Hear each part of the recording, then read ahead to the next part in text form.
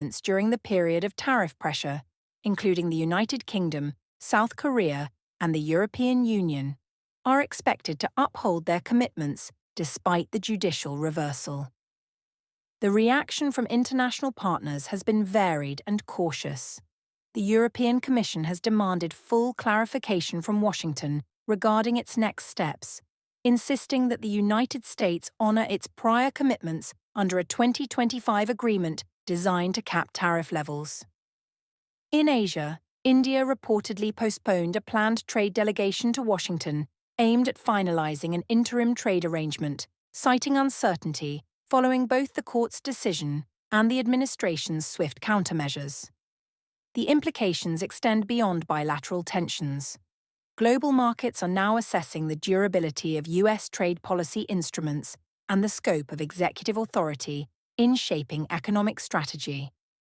The ruling underscores the constitutional boundaries governing trade actions and may influence how future administrations approach emergency economic powers. For Beijing, the moment represents both opportunity and risk.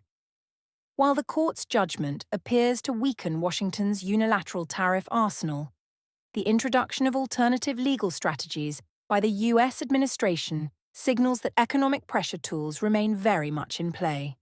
The coming weeks will likely determine whether this episode leads to renewed confrontation or a structured pathway toward negotiated settlement. For the broader international community, the stakes are substantial. The US-China trade relationship is deeply intertwined with global growth trajectories, supply chain resilience, commodity markets, and technological competition. Any sustained disruption reverberates far beyond the two capitals. As President Trump prepares for his state visit to Beijing, expectations are mounting.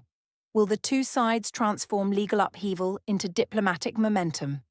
Or will competing interpretations of authority and leverage ignite another wave of economic retaliation? What is clear is that the balance of power in global trade has entered a new and unpredictable phase.